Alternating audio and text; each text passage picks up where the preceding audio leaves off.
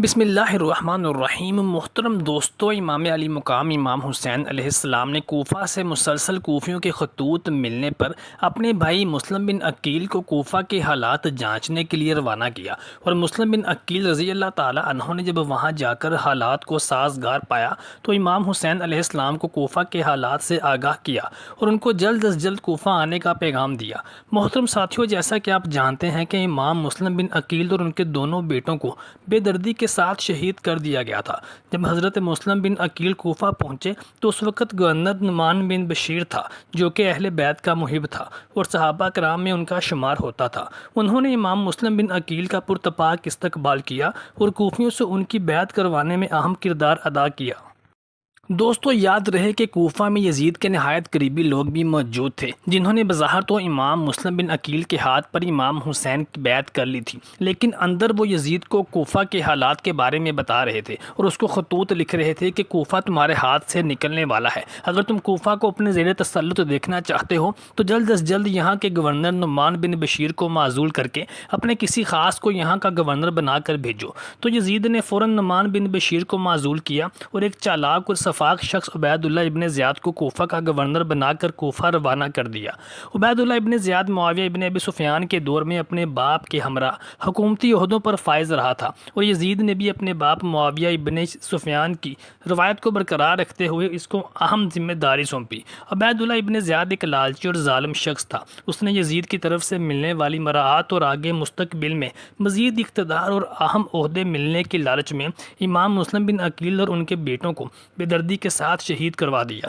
یہ ایک الگ داستان ہے کہ کس طرح سے عبید اللہ ابن زیاد بدبخت نے مسلم بن عقیل اور ان کے دو کمسن بیٹوں کو شہید کروا دیا، اور امام مسلم بن عقیل کو شہید کرنے کے بعد ان کی لاش کو کوفہ کے بازاروں میں لٹکا دیا تاکہ کوئی بھی کوفی اس طرح کا کام نہ کر سکے اور اس سے عبرت حاصل کرے۔ اور اس نے تمام کوفیوں کو ایک جگہ جمع کر کے ایک سخت تقریر کی۔ اس میں اس نے کوفیوں کو تنبیہ کی کہ اگر تم نے امام حسین علیہ السلام کی بیعت کو نہ توڑا تو تمہارا بھی یہی حشر ہوگا جو امام حسین کے بھائی مسلم بن عقیل اور ان کے بیٹوں کا ہوا ہے، اور تمہارے بچوں کو یتیم کر دیا جائے گا، تمہاری عورتوں کو بیوہ کر دیا جائے گا اور ان کو غلام بنا لیا جائے گا۔ عبید اللہ ابن زیاد کے اس اقدام سے کوفی ڈر گئے اور انہوں نے امام حسین علیہ السلام کی بیعت سے کنارہ کشی اختیار کر لی، لیکن امام حسین چونکہ اپنے برادر مسلم بن عقیل کا خط ملنے کے بعد کوفہ کی طرف سفر کا ارادہ باندھ چکے تھے، راستے میں پہنچ چکے تھے۔ ابن زیاد نے اپنے ایک خاص آدمی شمر اور عمر بن سعد کو اس کام کے لیے مخصوص کیا اور ان کو کہا کہ امام حسین علیہ السلام کو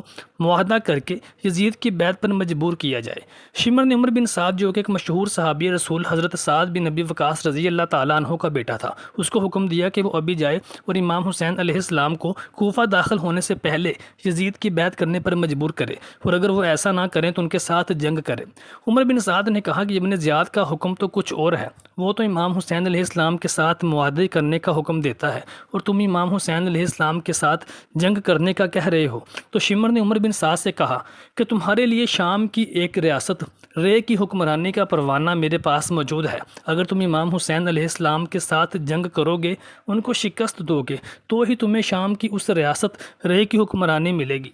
عمر بن سعد امام حسین علیہ السلام کے خون کے ساتھ اپنے ہاتھوں کو رنگنا نہیں چاہتا تھا، لیکن جب اقتدار کی ہوس اور لالچ کی پٹی اس کی آنکھوں پر بندھ گئی تو پھر اس نے امام حسین علیہ السلام کے ساتھ جنگ کرنے کا فیصلہ بھی کر لیا، اور اس نے امام علی مقام امام حسین علیہ السلام کو کوفہ سے کچھ دور نہر فرات کے پاس ایک ریگستان جس کا نام کربلا تھا وہاں پر روک لیا اور انہیں یزید کا پیغام سنا دیا۔ امام علی مقام امام حسین علیہ السلام نے عمر بن سعد سے کہا کہ میری کچھ شرائط ہیں کہ یا تو مجھے یزید کے پاس دمشق پہنچا دیا جائے، میں خود روبرو اس سے بات کر سکوں، یا پھر مجھے مکہ مکرمہ واپس جانے دیا جائے تاکہ میں اپنی زندگی وہاں بسر کروں۔ لیکن عمر بن سعد نے شمر کے کہنے پر امام حسین علیہ السلام کی یہ شرائط ماننے سے انکار کر دیا اور انہیں مجبور کیا کہ وہ کربلا کے میدان میں ہی اپنی جانوں کا نذرانہ پیش کریں۔ محترم ساتھیوں، عبید اللہ ابن زیاد اور شمر کے حکم پر عمر بن سعد نے دریائے فرات کے کناروں پر اپنی فوجوں کو تعینات کر دیا اور امام علی مقام امام حسین علیہ السلام اور ان کے قافلے پر ان کے بچوں پر پانی بند کر دیا۔ امام حسین علیہ السلام کے قافلے میں بچے اور عورتیں بھی شامل تھیں جو کہ پانی کی ایک ایک بوند کو ترس رہے تھے، لیکن ابن زیاد نے اور اس کے بدبخت ساتھیوں نے امام حسین علیہ السلام پر پانی کی ایک ایک بوند کو بند کر دیا تھا۔ یہ آزمائش تھی جو اللہ تبارک و تعالیٰ کی جانب سے اہل بیت پر نازل ہوئی تھی، لیکن قربان جائیں نبی معظم صلی اللہ علیہ وآلہ وسلم کی اولاد پر جنہوں نے ثابت قدمی سے یہ سب کچھ سہا۔ محترم ناظرین، عمر بن سعد نے امام حسین علیہ السلام کو شام کی ریاست کی حکمرانی کے لالچ میں کربلا میں ٹھہرنے پر مجبور کیا اور ان کو وہیں پر اپنی جانوں کے نذرانے پیش کرنے پر مجبور کیا۔ وہ مشہور صحابی رسول سعد بن ابی وقاص رضی اللہ تعالیٰ عنہ کا بیٹا تھا۔ سعد بن ابی وقاص ان خوش نصیب صحابہ کرام میں شمار ہوتے تھے جن کو عشرہ مبشرہ، یعنی وہ صحابہ کرام جن کو نبی صلی اللہ علیہ وآلہ وسلم نے ان کی زندگی میں ہی جنت کی بشارت دے دی تھی، وہ ان میں شمار ہوتے تھے۔ لیکن ابن زیاد اپنے باپ کے برعکس تھا، یہ آزمائشوں کے دور میں بھٹک گیا۔ اس نے کئی بار اپنے باپ سعد بن ابی وقاص رضی اللہ تعالیٰ عنہ کو بھی لالچ دیا کہ وہ خلافت کے معاملات میں دلچسپی لیں، لیکن انہوں نے اس کو ہر بار ڈانٹ دیا، جس کے بعد اس نے یزید کی نوکری اختیار کر لی، کیونکہ دولت اور اقتدار کی لالچ اس کی نس نس میں سما چکی تھی اور یہ ان بدبختوں میں شامل ہو چکا تھا جنہوں نے اپنے دین کو، اپنے ایمان کو بیچ دیا تھا۔ واقعہ کربلا کے بعد اس کو شام کی ریاست کی حکمرانی مل گئی، لیکن واقعہ کربلا رونما ہو جانے کے چند سال بعد ہی جب یزید عبرت ناک موت سے دوچار ہوا، سیاسی حالات نے پلٹا کھایا اور مختار سقفی نے کوفہ پر قیام کیا، تو اس نے یہ قسم کھائی کہ وہ کربلا کے تمام گناہ گاروں کو سخت سے سخت سزائیں دے گا۔ چنانچہ مختار سقفی کے ان اقدامات کے نتیجے میں ہی شمر، ابن زیاد اور عمر بن سعد بن مختار سقفی کے نرغے میں آئے۔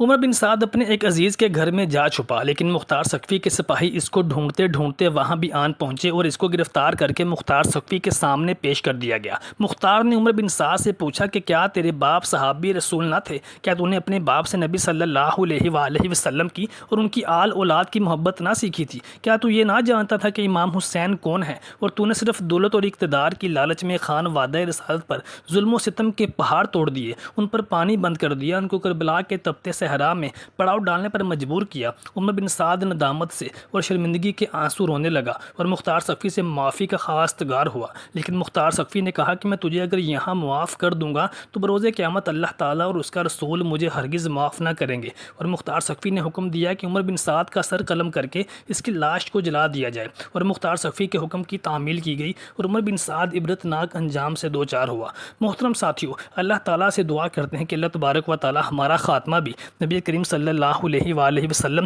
اور ان کی اہل بیت کے محبان کے ساتھ کرے۔ کمنٹ سیکشن میں آمین۔